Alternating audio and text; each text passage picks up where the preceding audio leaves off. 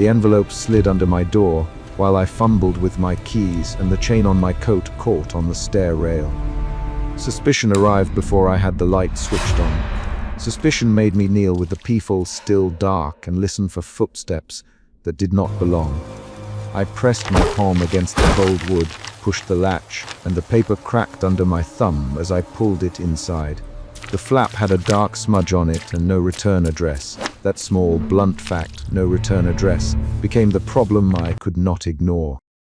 I put the kettle on with one hand and kept the envelope on the kitchen table with the other. The kettle began to rattle. I let it go cold rather than lift my eyes and read the note in the harsh light. I called Nina with my back to the window. "Nina, someone slid an envelope under my door," I said. My voice came out thin. "There's a smudge on the flap. No name. Maya, are you sure, Nina?" Her voice was quick, practical. "Open it. Take a photo. Don't touch anything else. I don't know," I said. I pinched the edge of the flap. Something in my chest tightened. I had the physical reaction of someone listening for footsteps. My hands were steady enough to pull the paper open. Inside was a single photograph folded in half, and a single line written in ink so flat it looked like a printed stamp. "You were not supposed to be here." A different sound answered me. The building hummed through the wall, the faint tapping of a radiator, the distant motor of a car that paused and idled on the street. I pressed the photograph flat against the table. It showed my building's side door from an angle I had never seen, a nighttime shot taken from across the street. The photo had my hallway light reflected on the glass, and in the background a glossy car waited with one window down. I did not need to name the fear, but suspicion had already shifted into something colder. The sense that someone had watched me, timed me, call the police. Nina.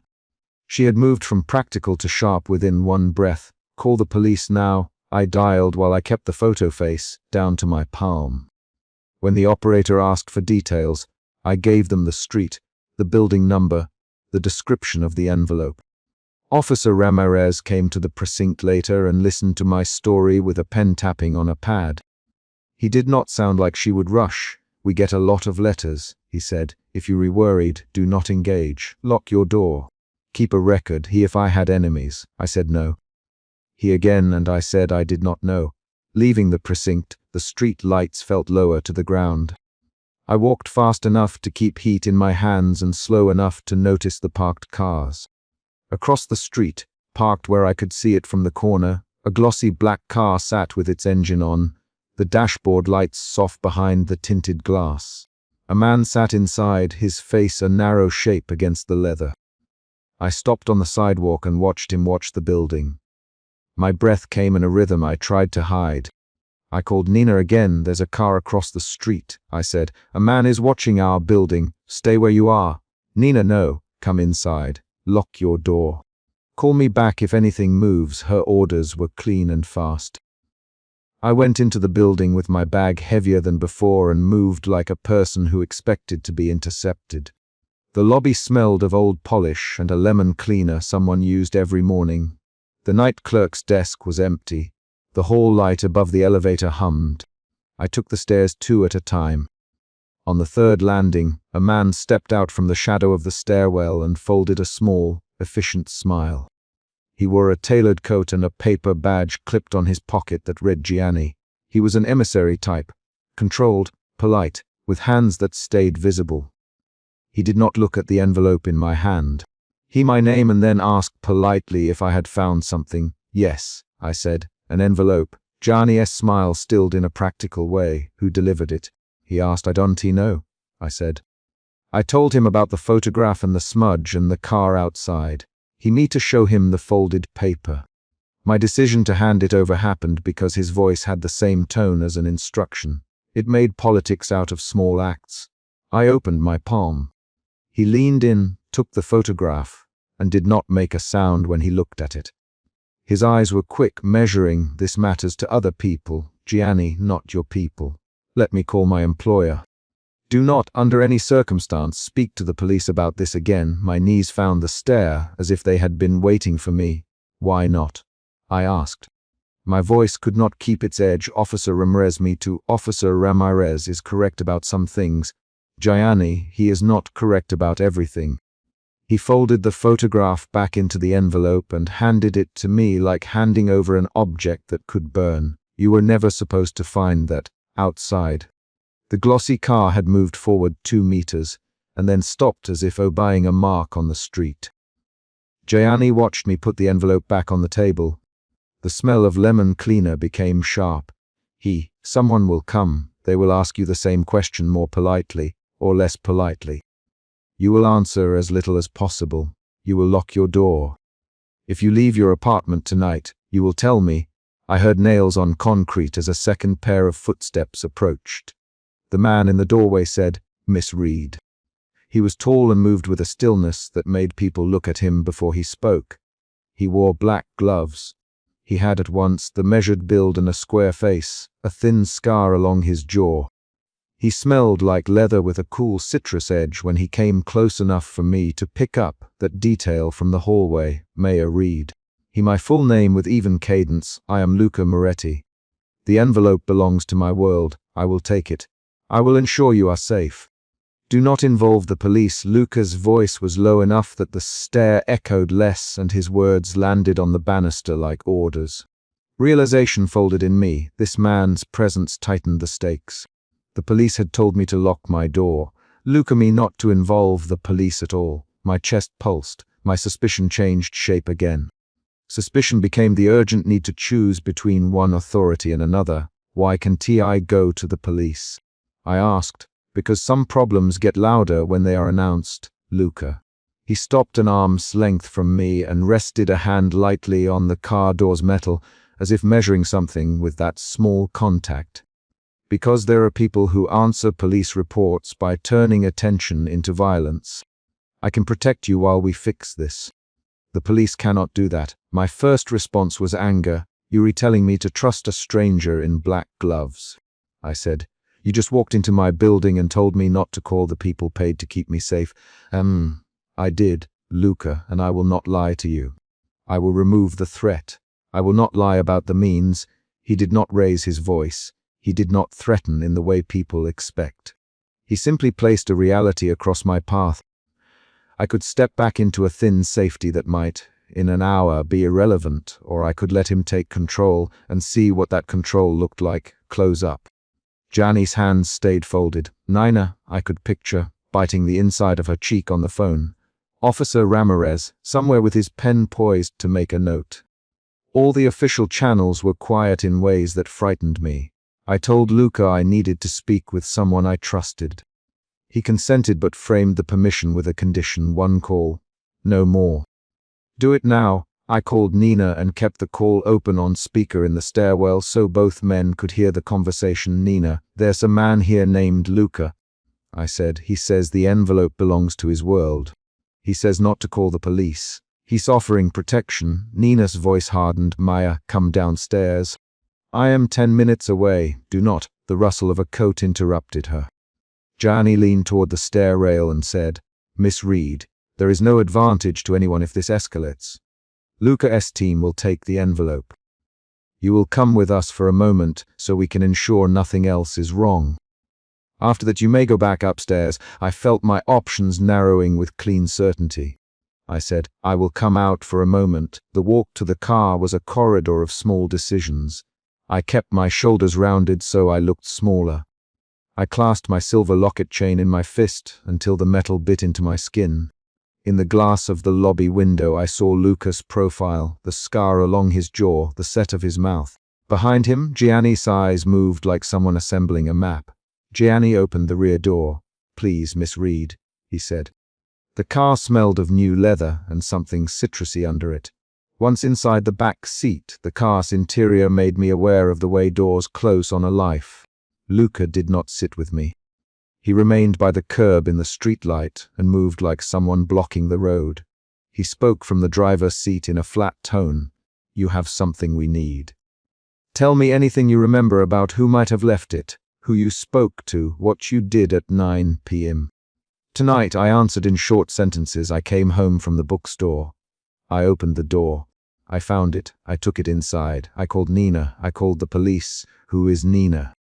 Gianni, my friend, I said, my neighbor at least by heart. Gianni had a habit of repeating names like a check. Nina, Officer Ramirez, Mayor Reed. We will keep you where we can see you while we sort this. You will not call the police again tonight. If you do, there will be consequences for you and for people near you. My mouth said, what kind of consequences? And my body tightened. Luca's only answer was a small, controlled movement. His hand rested on the car door, as if feeling the vibration of the street. If we need to remove people who observe, we will, he said. If we need to show the person who left the envelope that their message did not work, we will. That night in the car, I tried to count how many times I had made decisions I thought were small. I counted the grooves in the leather, the way my locket caught the streetlight, the crease where the photograph had been folded. Fear moved in my hands. Determination moved in my jaw. The emotion shifted again from fear to a thin, steady resolution that I would not give away more than necessary. I would not be the kind of person who dissolved under instructions. I would not tell them things that did not matter. Luca spoke once more before we returned. You will stay with me for a few hours at a place I choose, he said. You will not make any calls but the one you made just now. Do you understand? I understand, I said. I did not understand, but I understood the shape of his offer. He left no room for debate. The car pulled away from the curb and moved under the amber streetlights. It was quiet inside for a long moment. I rolled my hand over the envelope that lay folded in my lap and felt the roughness of the paper.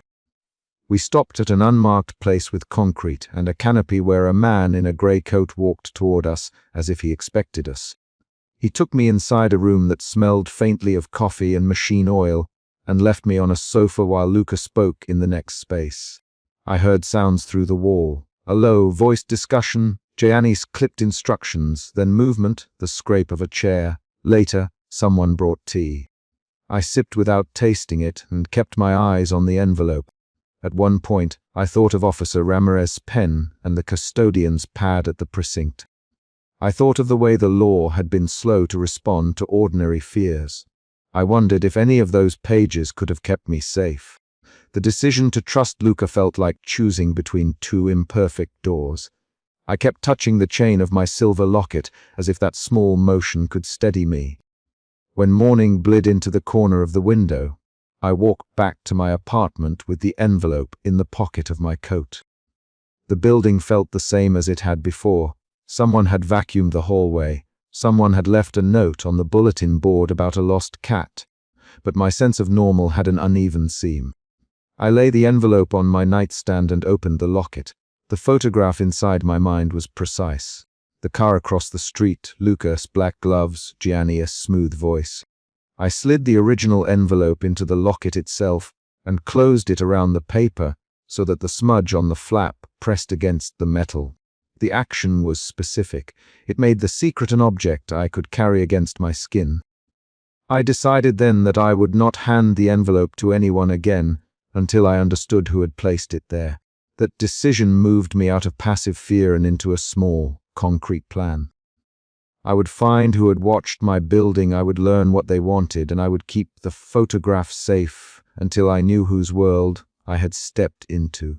Nina came by mid-morning with 2 coffees and a face that had been up all night. Maya, she said, and then she hugged me before I could object. Tell me everything. I told her.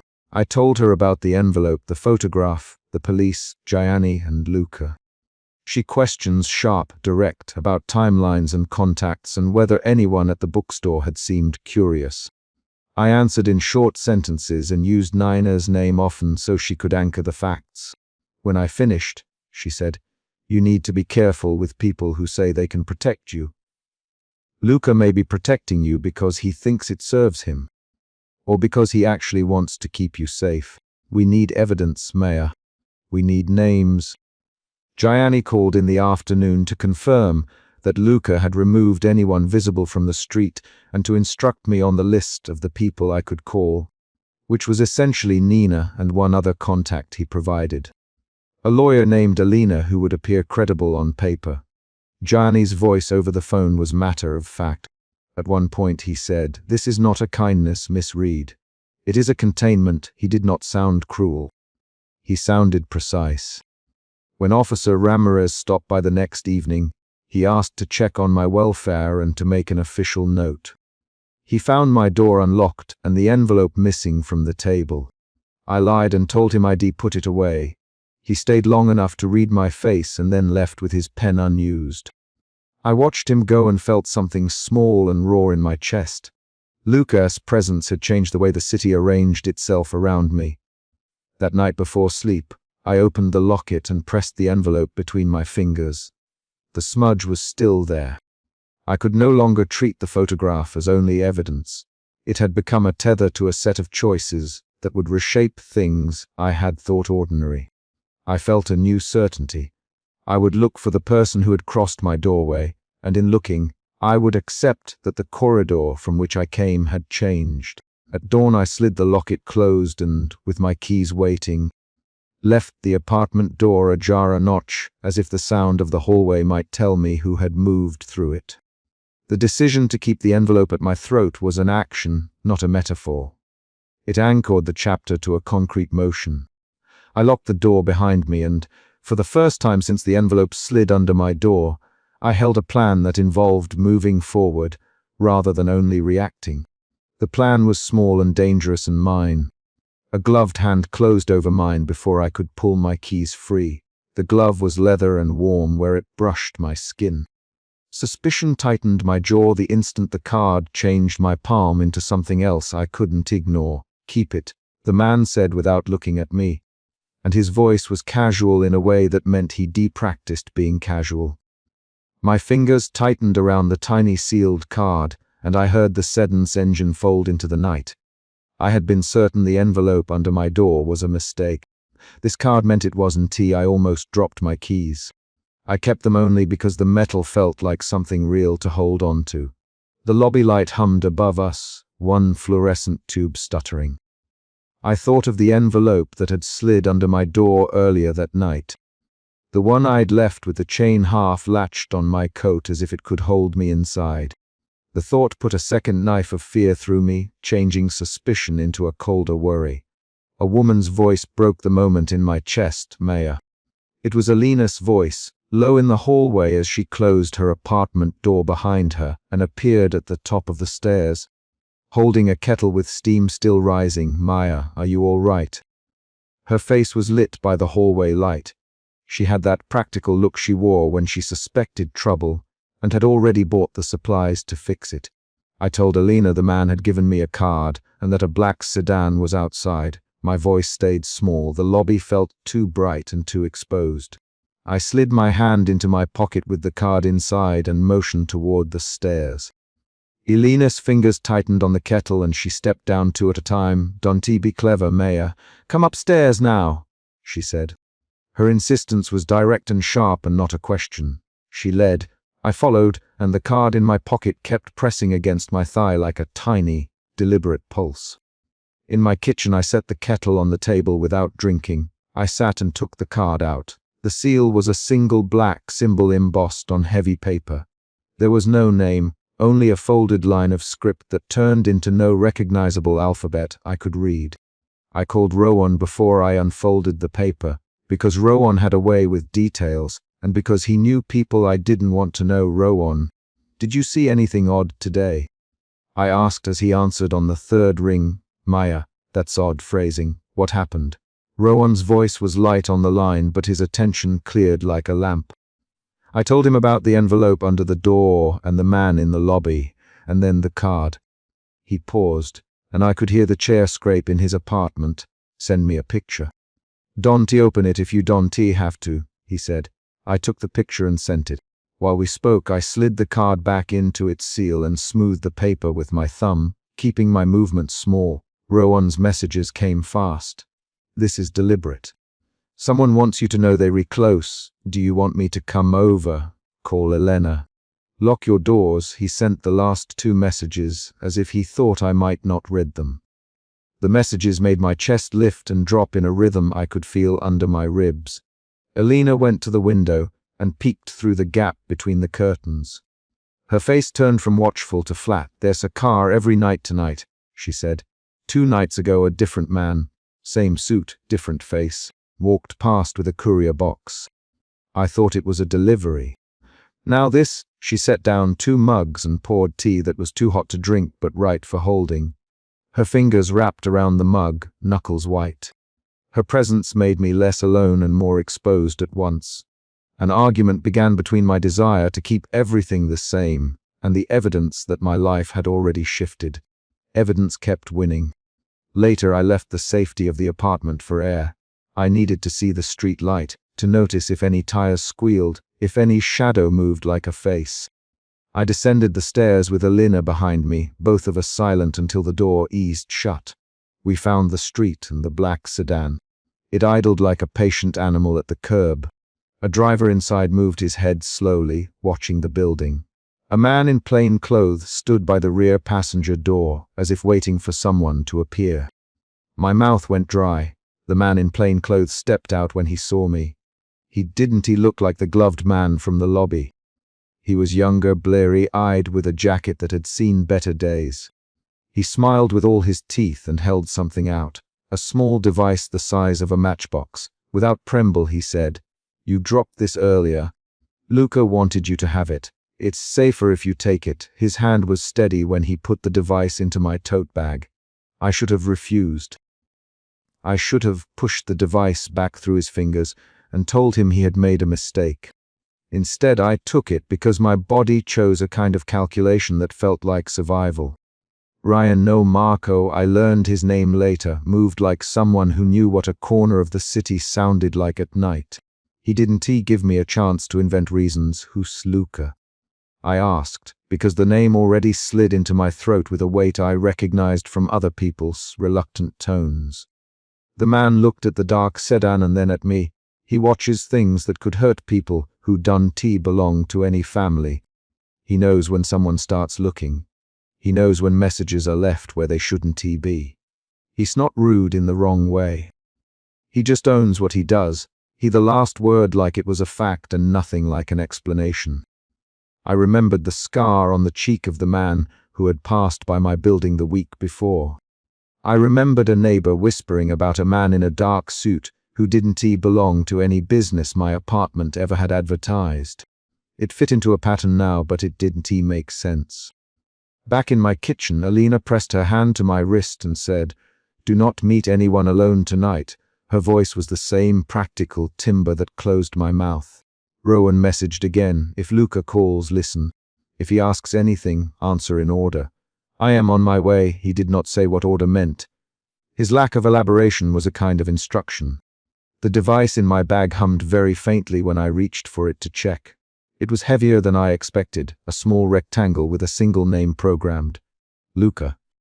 The casing was matte black and left a faint dust smear on my finger. When I pressed it, it opened to a voice line with a greeting that fit its owner's reputation. Low, controlled, and measured. "May I read?" the voice said. And I knew it before I heard the name, because the syllables fell into the spaces of the night in the way that certain people fit certain rooms. "Who is this?" I asked aloud, because it felt steadier to place the letter I in the room. "This is Luca. You received a card at the door earlier." "Do you understand what that card means?" he asked. My immediate response was to lie, to say I did not. Then I thought of the envelope under my door and how my chain had caught on the stair rail, and I said instead, "No, I don't understand." A pause. I heard the inside of a closed car, sound of someone breathing, and then someone else moving a hand against leather. "It marks you as someone to watch, Luca. It marks danger to anyone who cares for you." His voice did not hurry. He did not soften. It made the words heavier. "Who cares for me?" I snapped, more sharply than I meant to, because suddenly the idea of people watching my life and my small routines felt invasive beyond protection. Alina's fingers dug into my wrist. Rowan sent a text that read simply, "Stay where you are. Wait for me," Lucas' voice said. "I never take what I do lightly. I want to meet so I can explain. I'll have a man walk you from the front of your building to a safe place. Stay visible and keep the curtains open. If you leave, tell me where you go." He gave instructions as if handing off a fragile object. The confrontation was the center of everything. A meeting offered a possibility of explanation and the risk of a presence I had never asked for. I had the card, the device, Elena's kettle between her hands, and Rowan's promises typed in blue bubble text. My choices arranged themselves into a list with a single highlighted option: meet the person who had marked me. Elena refused outright. No. You will not go anywhere with a man you do not know. Not tonight. Not ever. Her tone was absolute and left room for nothing. But Rowan's text read, if he offers you a choice, take it. Ask for a neutral place. Do not go alone, Maya. The voice of my friend and the voice of my neighbor argued inside my skull like two small clocks ticking different times. I felt the weight of the locket against my skin, and it steadied me. I twisted the chain with my thumb the way I always did when I was deciding something. Slow, tiny circles that felt like a metronome. My suspicion turned to fear and then to a cautious curiosity, an emotion shift I could feel physically. The tightening of my fingers, a steadying breath, the slow unhooking of a fear that had teeth. An external movement broke the argument open. A knock came at my door, 3 sharp raps. Elena froze. I said, Rowan, before I realized I had spoken aloud. It was not Rowan. A low voice said through the door, Maya, it's Marco. Luca me to come. I can help you to a safe place. The voice matched the man from the street, the same flat ease, the same practiced casualness. Elena's mouth made a line. We opened the door a crack. Marco stood in the hallway, hands empty except for a small parcel held close. He didn't push. He waited like he expected us to follow. Elena stepped forward. You're not getting her far from me tonight, she said. Marco looked at Elena, then at me, yes, only offering a chance to explain. Luca wants you to understand what's happening before anything else escalates. He didn't step back from the corridor, but he did not cross the threshold. We argued. There were 3 fast exchanges between Elena and Marco, 3 lines fired back and forth until Elena, fine. If you re-reel, you'll wait here while I check with Rowan.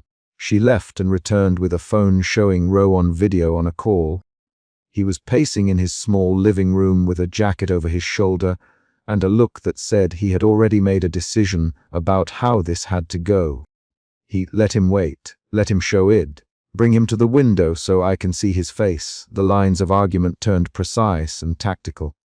Marco agreed to step close to the window so Rowan could see him. He positioned himself under the hallway light so his face was partly in shadow and partly in light. Rowan watched carefully and then nodded. Maya, is there any safe place you can hide if this goes wrong? I told him Miza. Park on the 4th floor had a spare room, but that would be conspicuous. He answered only, then do not go until I am there. The instruction tightened the options. Marco slid a device into my bag while the argument was still happening. A single movement, practiced and unannounced. No one noticed his fingers press against the canvas. When I reached into my bag to adjust the locket, my fingers brushed the device, and I felt the same faint vibration as before. That small insertion became a reveal. Marco had not only returned what I'd been given, he had added to it. I looked up and met his eyes. They were not kind, but they held a steady intention. Why are you watching me? I asked. The question fell out of me, as if I had to get the sentence out before I could choke on it. Marco shrugged. I don't decide why. I follow orders. Luca decides. Lucas name like punctuation. I had shifted again, suspicion to fear to cautious engagement, to something that resembled the need for facts. Luca's device lay between elements of my life now. My locket, the kettle on the table, Elena's steady presence. I could imagine him watching from somewhere high and listening through someone else's mouth. I imagined his silhouette on a terrace across the street. The thought made my shoulders go tight in a way that read like readiness. At one point, Elena, show me your hands, Marco. He held them open. They were clean. No tattoos, no print. He wore no ring. He kept his posture loose like a man who did not want to scare anyone more than necessary. Rowan muttered over the phone. That's the wrong variant. Luca doesn't operate through showy muscle unless needed. If he is involved, Marco will be the one to patch the edges. His shorten made my head throb. An hour passed in a string of small events. A neighbor's dog barking twice, a siren far away, my phone battery dropping from 85 to 60, 2% because I'd been on calls. Each noise pressed on the idea that my life was being watched. Each small incident demanded a choice. Leave, stay, run, ask, hide. I chose to keep both options available. Rowan arrived at last, breathless, with a bag slung over his shoulder and a look that read like preparedness. He did not waste words. Maya, pack a bag. Alina, get anything of hers you will need. Marco, show me your face up close. The sequence of commands moved in a line. Marco complied. He looked at Rowan with a kind of cool assessment I couldn't. He read. Rowan. Marco, who sent the envelope? Who sent the card? Marco answered without hesitation, a courier for Luca. It wasn't meant to frighten her more than to mark her as watched. The words were flat and precise and didn't relieve anything. I collapsed onto my couch for a second and then stood up, because sitting felt like making a decision permanent.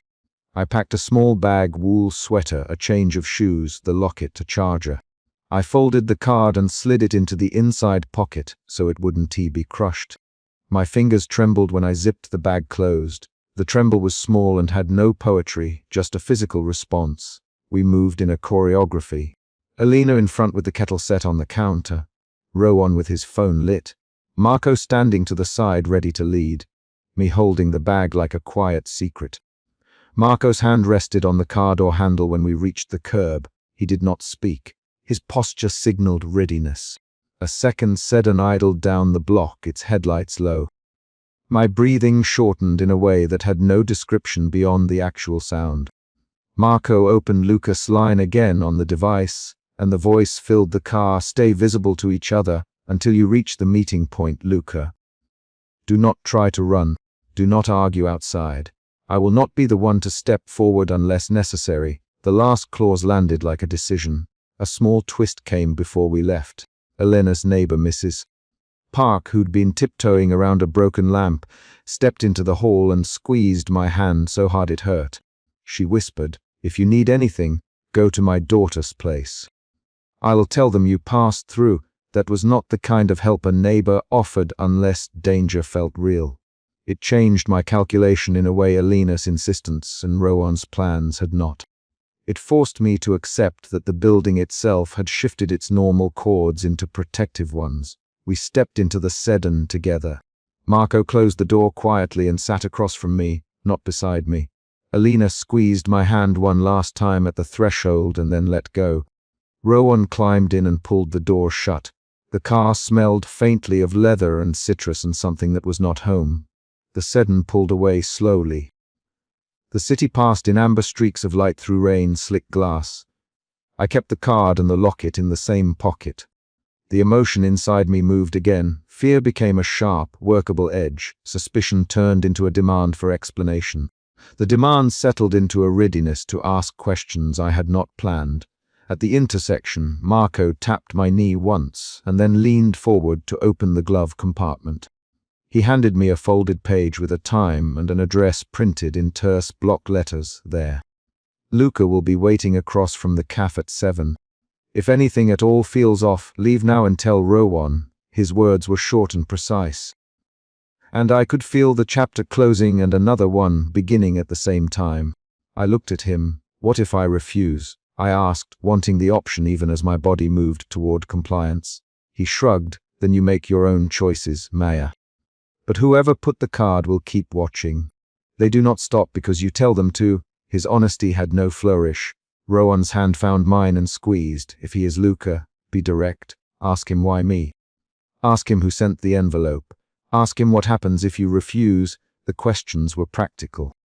They were the kind of questions I could manage. We pulled up outside the cafe's opposite building with 7 minutes to spare. Marco opened the door for me first. The night was the same night, but the spaces I knew looked narrower from the curb. Alina watched us cross the street, and then returned up the steps to the building without looking back.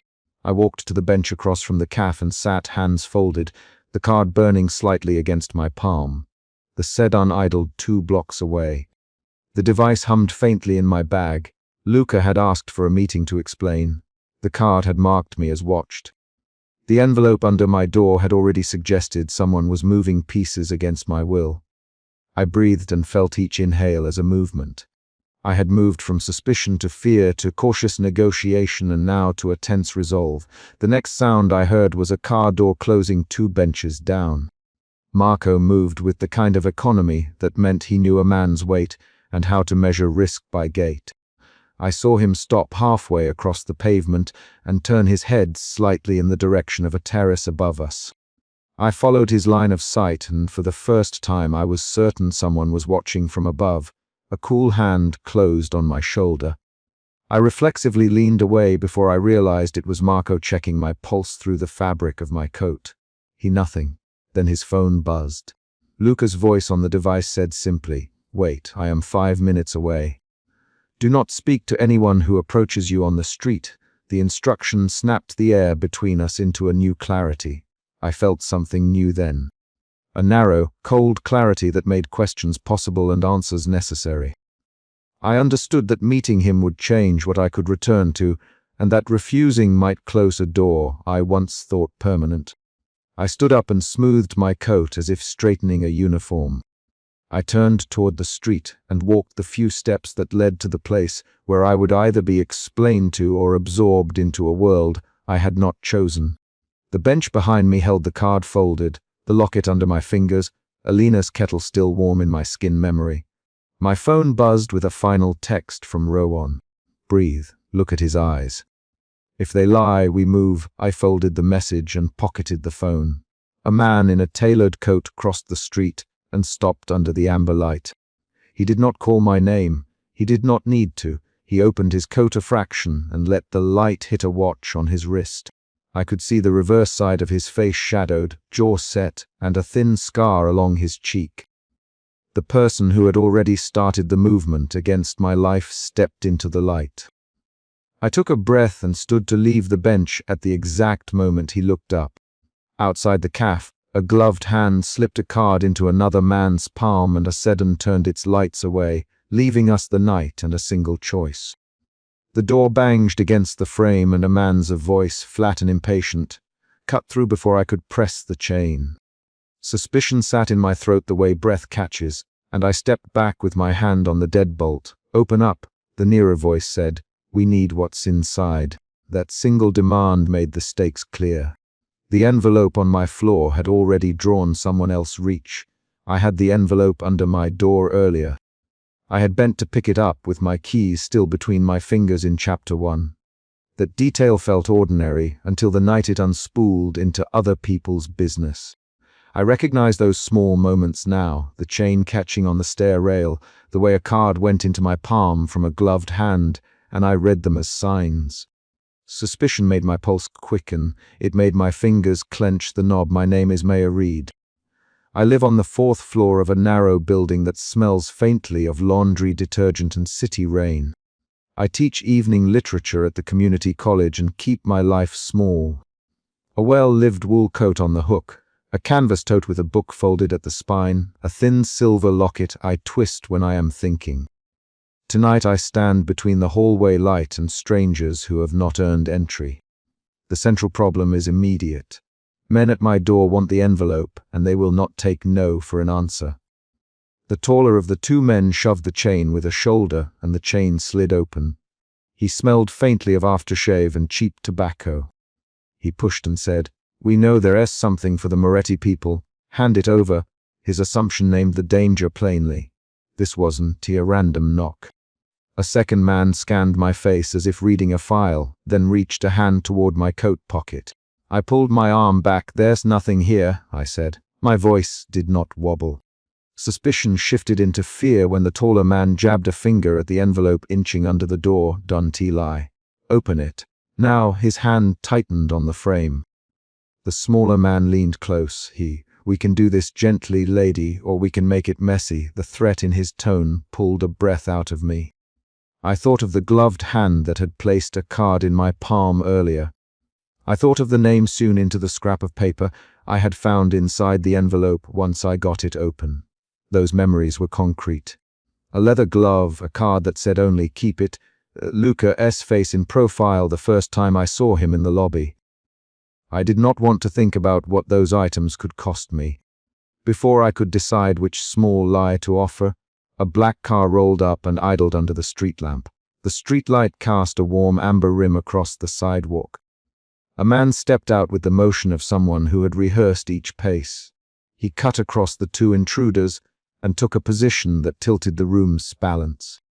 He did not shout. He did not touch anyone. He moved like a wedge. "Luca," the taller man said, and the name made the smaller man swallow. The taller man's jaw clenched. Luca Moretti's presence changed the tone. The men shifted from aggressive to measured.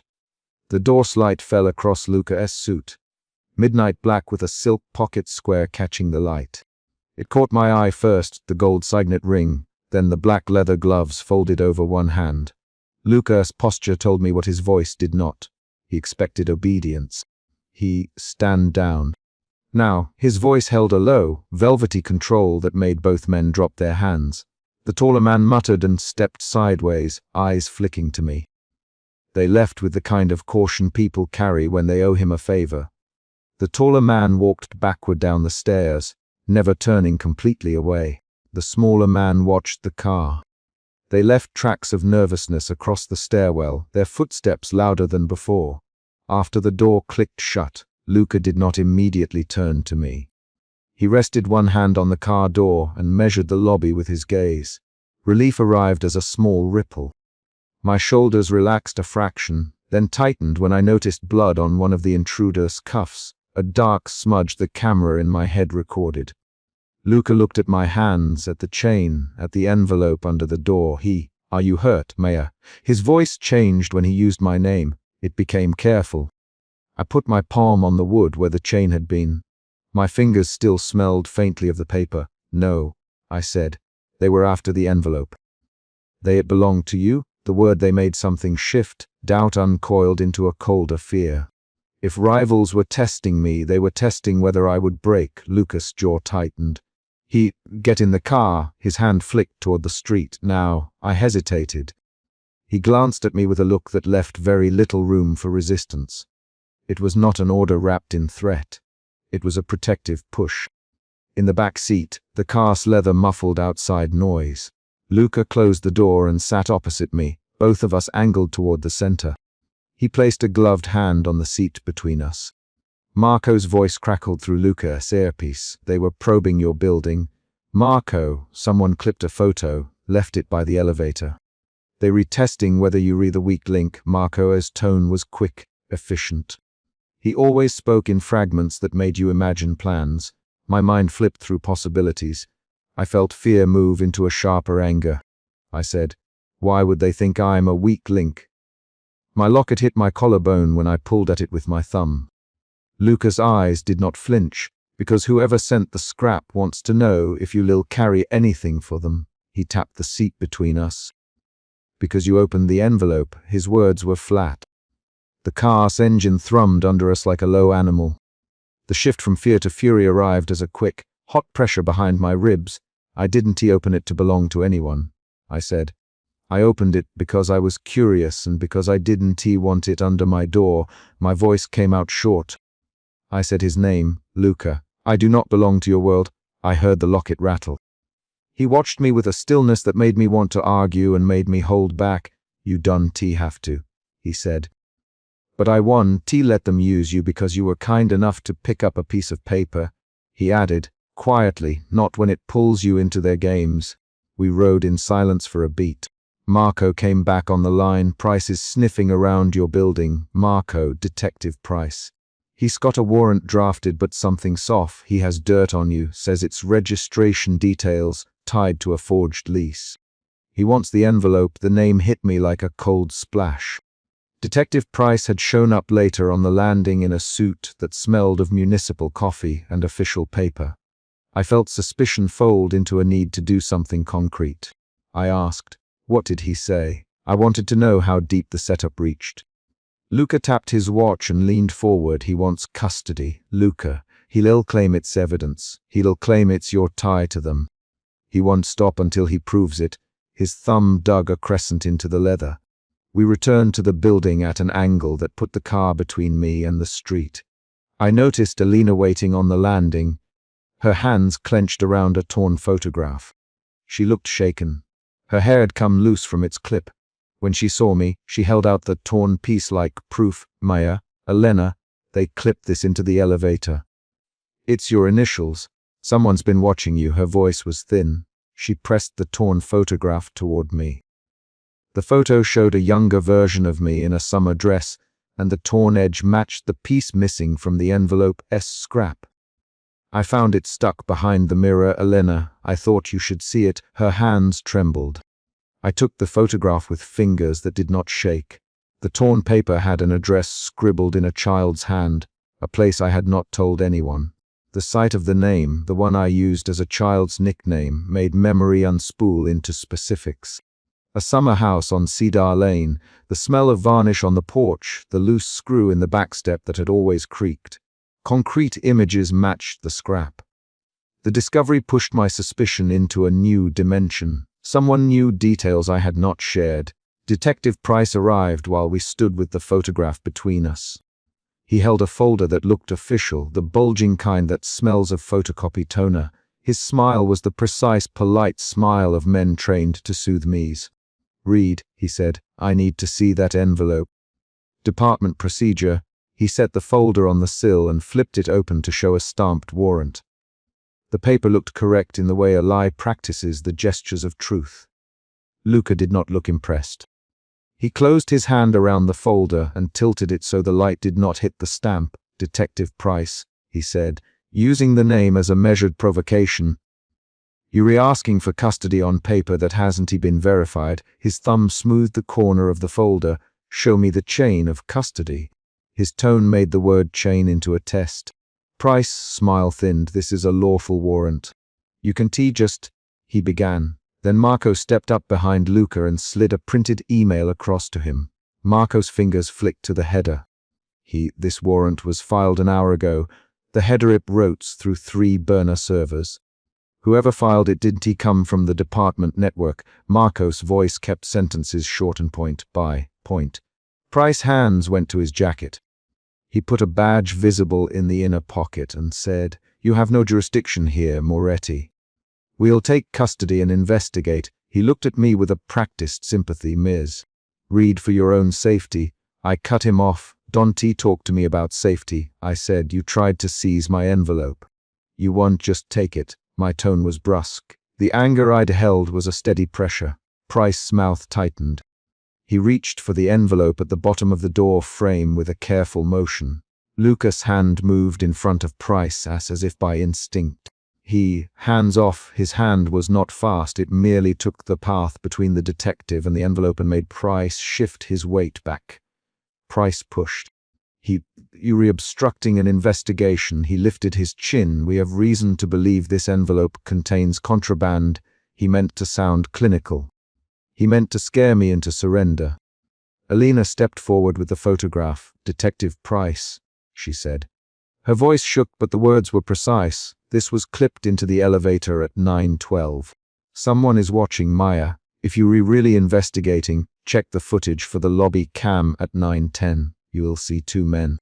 They'll all be wearing nondescript coats. They left a smear on the rail. Her fingers tightened on the torn paper. Price's eyes flicked to the camera on the ceiling. For a second he hesitated. Luca used that gap to push. For Price's credentials again, and for the badge number to be confirmed on the radio. Price's hand stilled. He felt the instant drop in control. The detective's face worked into a mask.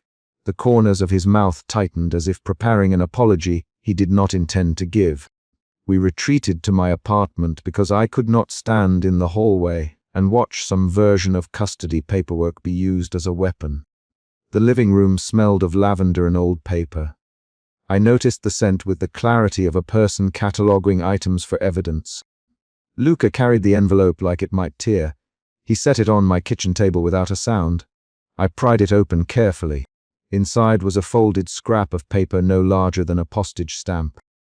On it someone had written a childhood name, the one my mother used for me in the summers before she left town, and then a location I had never told anyone.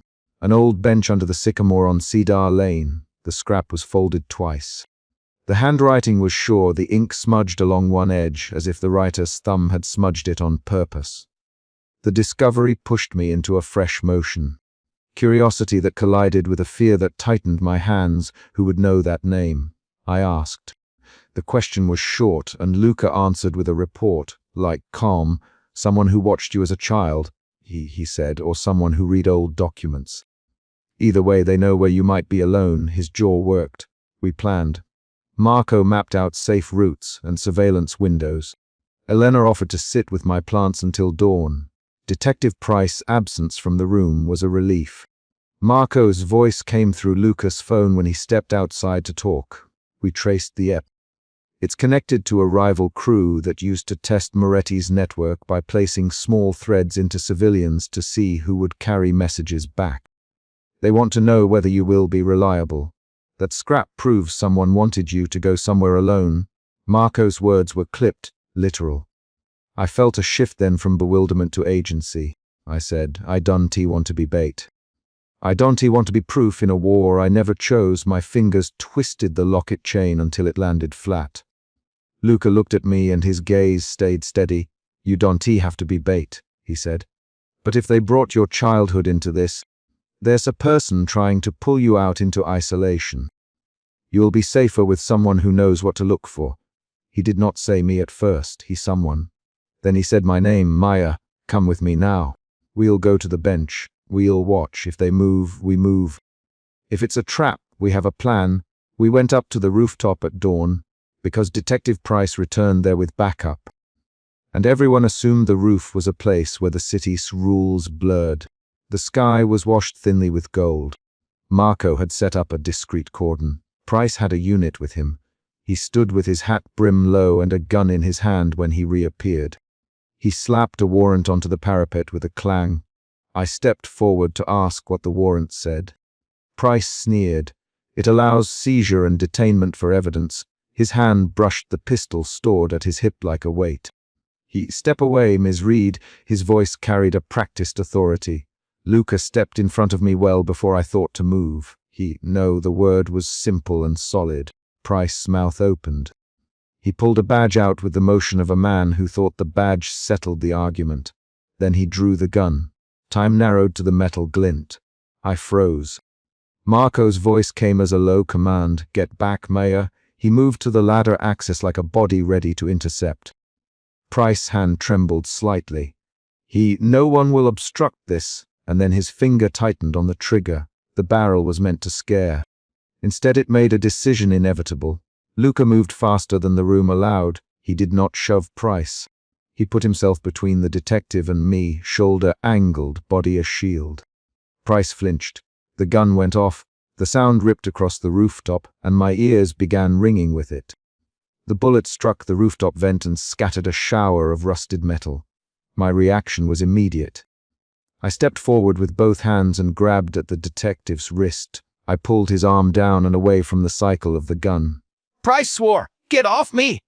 he yelled. I twisted and pulled until the gun clattered to the gravel and skidded to a stop. Luca acted at once, his hand folding around Price's shoulder and pressing him to the rooftop. Marco arrived with 2 men and they pulled Price's arm behind him and cuffed him. Price tried to reclaim command with words. You have no idea what you're doing, you can tell, but his voice lost the smooth edge when the cuffs clicked. The twist landed square and final. Detective Price was not an impartial official. Marco produced a folder of recordings and email headers that traced his warrant to a burner account and a local fixer with ties to Price. Price's plan had been to use the warrant as cover to take the envelope and claim whatever it contained for himself. His motive was greed cloaked in procedure. When Marco slid the evidence across the parapet, I saw the pattern of the scheme. Staged surveillance, a planted photograph, the clipped scrap of a childhood name. Price had wanted to appear to be saving me while actually seizing that paper for his own leverage. He had exploited the logic that a woman who found an envelope could be made to look complicit. The revelation changed the meaning of earlier events. The 2 plainclothes men had been his proxies testing whether the envelope would be handed over easily. I felt relief and a raw fatigue at once. The fear drained in small increments as Price was led away. The adrenaline unspooled into a hollow warmth in my limbs. I focused on concrete things, Luca's gloved hand on the parapet, the scrap on my palm, the sound of Marco's shoes on gravel. I reached out and smoothed the crease in the paper. The child's handwriting read like a map. Luca crouched and looked me in the eye. "You did something dangerous, Maya," he said. "Not because you were careless, but because you tried to clean up something in front of you. You opened the envelope. You were curious. That doesn't make you guilty. It makes you human." My name, and it felt like the syllable landed with care, but people will use curiosity against you. Let us be the ones who decide what to use it for. I thought of my life as a sequence of small, ordinary decisions. Answering a knock in a hall, picking up a dropped book, returning change. Those choices had folded into a public collision with men who kept violence in the back of their sleeves. I felt a shift toward acceptance, not of becoming part of Luca's world forever, but of letting those who kept watch do their job while I reclaimed some agency. Marco returned the scrap to me and the torn photograph as if passing evidence to a witness. Elena stood to the side, hair loose now, eyes red but steady. "Maya, stay with Luca for a while, let us sort through this. You don't have to be alone tonight." Her voice was plain, her offer was concrete, a friend staying put. I folded the scrap and slid it into the inner pocket of my coat. I felt the paper there like an accusation and a key. I said, "I don't want to be bait again. I want the choice to go where I choose and when I choose." Luca's reply was not a promise he could not keep. "Then we make rules. You go where you choose. We watch. If anyone comes close, we act." His glance moved to Marco and then to Elena. "Agreed?" he asked. They nodded in ways that were small gestures of alliance. Marco cleared his throat and said, "I'll have the rooftop camera footage secured. Price will be processed, and then the department will be notified of a corruption inquiry. We'll trace the burner accounts. This will take time, but it's a beginning." He ticked off tasks like a man assembling a puzzle he already knew how to finish. We stepped down from the roof with the morning, turning the city's sharp edges soft. The envelope sat in my bag like a secret object I could not yet show anyone. Luca walked me to the car and kept a hand near the door as if he expected trouble. I wanted to argue that I could get to the bench on my own, but the memory of Price's hand on his gun was a decisive argument. On the curb, Luca looked at me and said, "I need you to accept a small tether. Not ownership, tether. Check in at dusk. Let Marco know your plans. Keep your phone on." His words were specific and concrete. They were rules rather than vows. I thought of my thin silver locket and how I twist it when anxious. "Do you promise to keep my boundaries?" I asked. He considered the question and then nodded. "Yes, Marco and I will not make decisions for you. We'll propose, you will decide. If it's a risk, we will say so. If it's not, we'll let you cross it alone. I want you safe, Maya, not indebted." His voice tightened on the last word. There was an honesty to it that did not smell like strategy. I felt a final shift from fear into cautious agreement. I put my hand on the car door. I said, "Okay. I'll come with you now, and then you'll let me go home tonight if there's nothing more to find." Lucas's smile was small and almost private. "Agreed," he said. Marco escorted Price into a car with handcuffs visible. Elena offered to bring me coffee later and to help catalog the small items on my kitchen table that had nothing to do with the investigation. The morning light sliced across the city in thin gold bands. The envelope in my bag felt lighter because the threat had been exposed and because the people who had been watching me were now themselves visible. We did not end with tidy resolutions. Price removal from immediate danger did not clean the network of people who used others as chess pieces.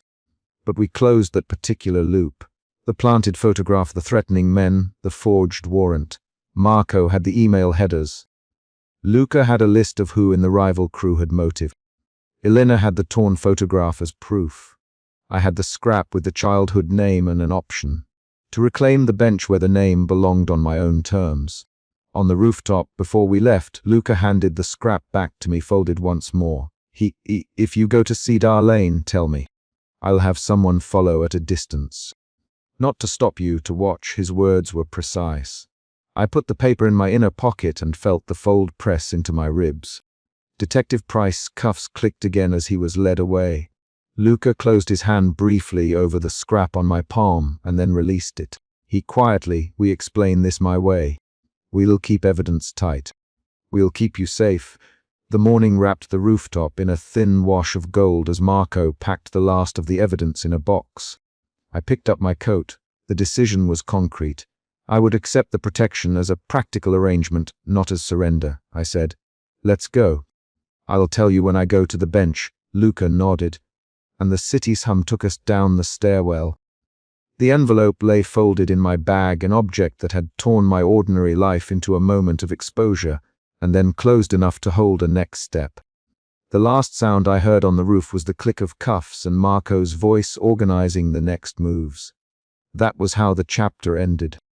With the scrap in my pocket, Price detained, and a plan that began with a precise instruction, tell someone when you leave, and with a single, concrete choice to make next.